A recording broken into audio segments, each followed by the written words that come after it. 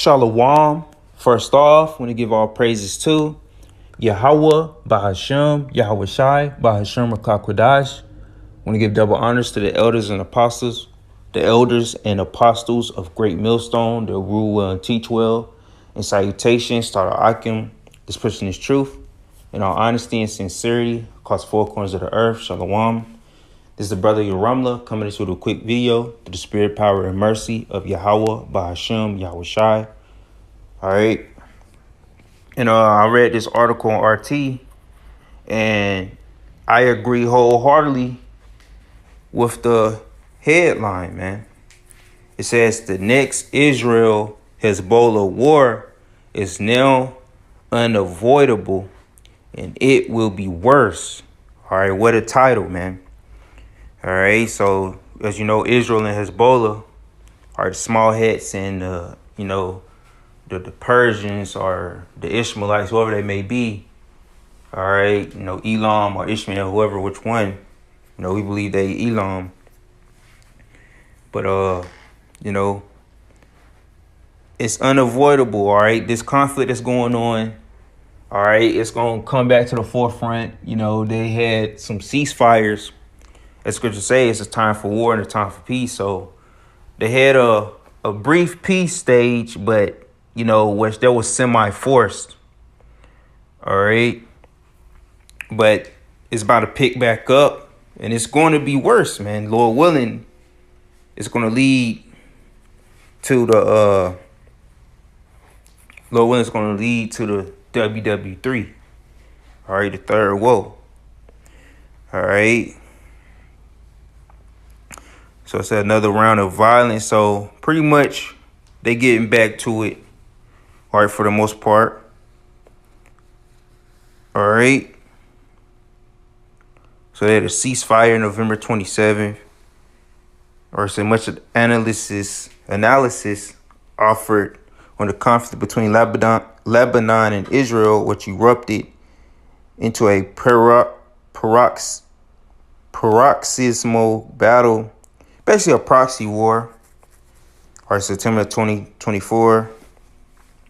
Traces origins back to October 8, 2023. However, this take is limited in its scope and also often misses key lessons from the history of the conflict. Understanding what shaped the Lebanon-Israel war a day after the Hamas-led October 7 attack against Israel, it became clear through the public statements and actions of the Israelis that the war they sought to launch was intended to inflict maximum collective punishment on the civilian population of Gaza.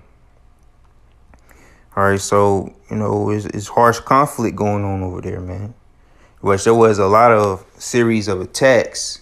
They try to make it seem like through the media, they make it seem like Hamas, pushed the issue, when we all know what really is the case, man. Them small heads, man, they want complete control over their land. They want the whole Gaza Strip and plus more. They want the whole region over there. All right. So although it often goes unrecognized due to the shocking effects of the Hamas raid, at least 413 Palestinians was killed inside Gaza that day. Most of them civilians. So they taking out mostly civilians than the so-called enemy. It's almost like it's a ruse or something that this devil or these devils are trying to use as a reason to get them people out. As the brother brought out an account last week. All right, that, Israel, trying to say, trying to get the Palestinians to migrate and go to Egypt and certain other areas. All right, say, it ain't safe here. Y'all can flee here, for safety and all that, what the scripture say, not to trust this devil.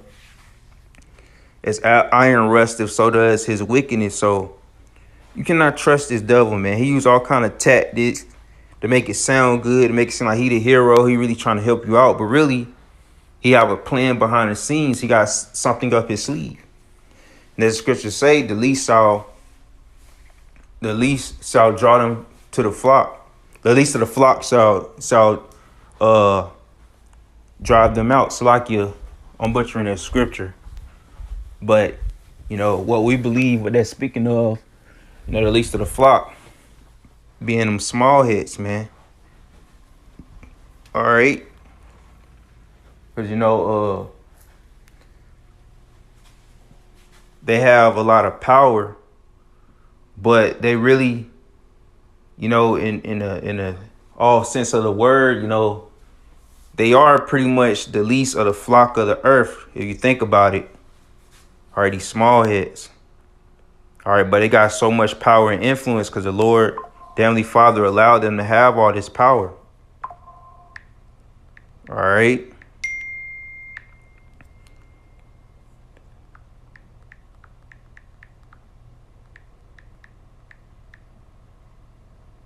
All right, so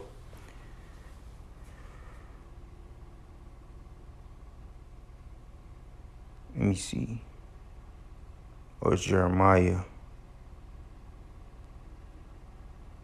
Yeah, the least of the flock, shall draw them out, man. All right, so this Jeremiah chapter 50, verse 45. It says, therefore, hear ye the counsel of the Lord that he hath taken against Babylon, and his purposes that he hath proposed against the land of the Chaldeans. Surely the least of the flock shall draw them out. Surely he shall make their habitation desolate with them. So these small heads are going to draw Babylon into it. All right.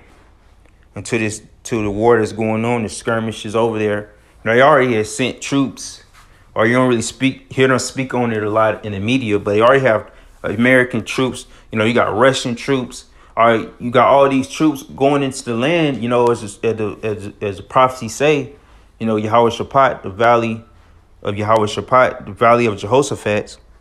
All right, the valley of the Lord's judgment. So all these armies gonna go there to get judged, man. All right, so the small heads is drawing the least of the flock. Well, the least of the flock, the small heads is drawing Babylon out into the war.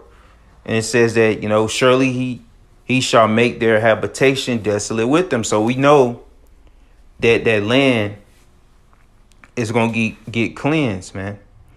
All right, we know that the Holy Land, our land, is going to be cleansed by thermonuclear missiles, man. And America gonna get destroyed. This place not gonna be cleansed. All right, it's gonna cleanse wickedness off the earth, but America as itself is gonna be polluted, man. It's gonna be a habitation of devils, man, or a habitation of desert creatures and fowls of the air. All right. So we already know, or we already knew this wasn't gonna let up. Because this is going to be the main thing that's going to lead to WW3, man. All right. So, yeah, man. So, Netanyahu ain't going to let up. You already know what's up, man.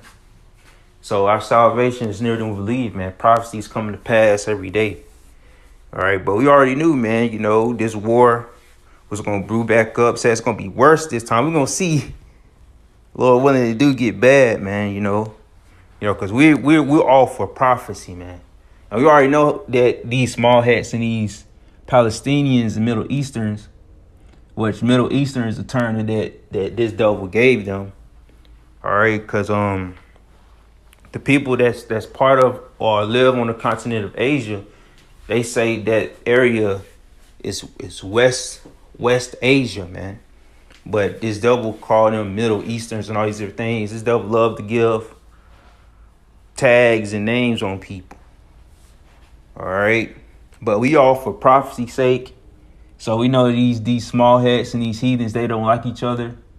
Or they mainly want their land, but it doesn't belong to neither one of them. All the Lord is doing just stirring the pot, getting them riled up to prepare for us to rise and get our land back, man. Plus more. All right. So, Lord willing, is edifying and uplifting. And with that being said, shalom.